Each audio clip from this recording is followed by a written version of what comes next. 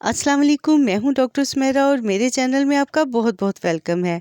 मैं आपको बताऊंगी कि किस बीमारी में आपको क्या खाना चाहिए और क्या नहीं खाना चाहिए और जो आप खा रहे हैं इसके हेल्थ बेनिफिट्स क्या हैं। आज की हमारी रेसिपी खशकाश गोश्त की रेसिपी है। ये मेरी मदर की रेसिपी है और इससे नज़ला, ज़ुकाम, बुखार और मौसमी अथरात से आप महफूज रहेंगे।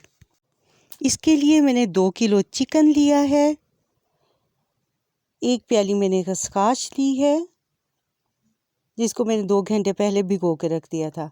1 प्याली मैंने बादाम लिए हैं, इनको भी मैंने भिगो के रख दिया है। अदरक और हरी मिर्च को मैंने छोटा-छोटा काट लिया है, ये गार्निश के लिए है। 4 अदद मेरे पास प्याज हैं जो मैंने चॉप करके रख लिए हैं। नमक, काली मिर्च, गरम मसाला, सूखा धनिया, ये सारा 1-1 चम्मच है और गरम मसाला साबुत भी मैंने 1 चम्मच लिया है और 1 कड़ी पत्ते का लिया है। इसके अलावा मेरे पास अदरक लहसुन का पेस्ट है जो मैंने 4 चम्मच लिए हैं क्योंकि मेरे पास चिकन की क्वांटिटी ज़्यादा है। इन तमाम इंग्रेडिएंट्स से हम आज की रेसिपी जो है वो बनाते हैं, तो चलें स्टार्ट करते हैं। इससे पहले मैं आपको दिखाऊं कि पोपी सीड्स कैसे होते हैं। ये देखें, ये इस तरह के होते हैं और ये याददाश्त के लिए बहुत अच्छा है। सबसे पहले मैंने प्याज जो हैं वो घी में फ्राई करना शुरू कर दिए हैं। प्याज मैंने इसलिए ज़्यादा रखे हैं क्योंकि इसकी ग्रेवी जो है वो बनती है। प्याज माशाल्लाह से गोल्डन ब्राउन हो गया है। अब इसमें मैं अपना चिकन डाल के इसको भी हल्का सा गोल्डन ब्राउन कर लूँगी। अब देखें चिकन जो है वो गोल्डन ब्राउन हो गया है। अब इसमें मैं तमाम मसाले जो हैं वो इसमें शामिल करूँगी और अदरक लहसुन का पेस्ट। तमाम मसालों को जो है वो मैं मिक्स कर रही हूँ। इसमें थोड़ी सी मैंने हरी मिर्च भी शामिल की है। अदरक लहसुन का पेस्ट डाल के अब हम इसकी भुनाई करेंगे और इसमें बहुत थोड़ा सा पानी शामिल करेंगे। अब हम खसकाश को जो है वो पीस लेते हैं। उससे पहले इसको साफ़ करना ज़रूरी है। मैंने एक छाननी ली है और उसमें ये खसकाश डाल के तो ऊपर से पानी आप इस तरह करके तो आप इसको पोर कीजिए। इस तरह तमाम रेत जो बैठी होती है वो निकल जाएगी। खसकाश साफ़ हो गई है। अब ब्लेंडर में डाल के मैं इसको अच्छी तरह जो है वो ब्लेंड कर लूँगी। खसकाश हमें बहुत ही स्मूथ चाहिए। ये देखें, मैंने खोल के एक दफ़ा देखा है तो वो इतनी अभी तक नहीं हुई।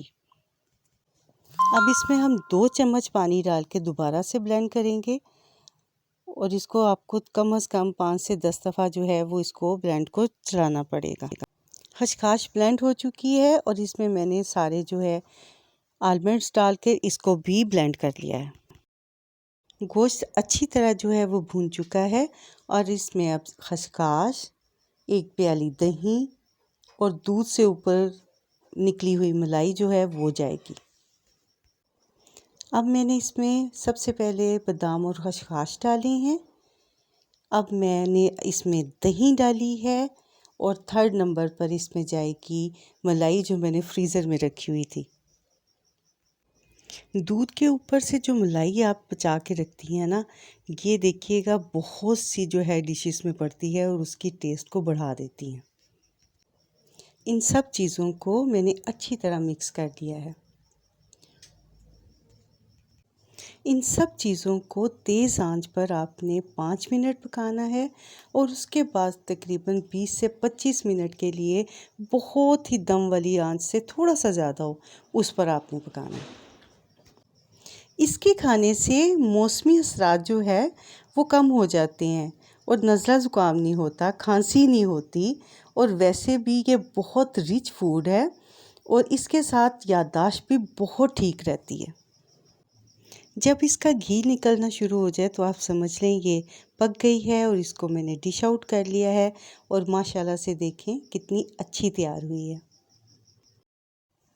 वो बच्चे जिनको सबक जल्दी से याद नहीं होता, अगर ये आप उनको देंगी तो उनको सबक जल्दी से याद होना शुरू हो जाएगा।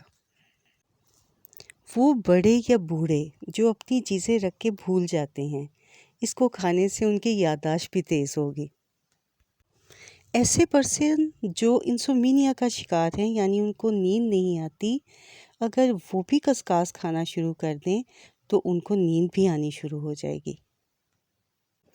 मैंने इसे अदरक और हरी मिर्च से जो है वो गार्निश कर दिया है, तो देखिए इनकी लुक कितनी अच्छी लग रही है। ये डिश जितनी अच्छी दिखने में लग रही है ना, इतनी ही अच्छी खाने में भी है।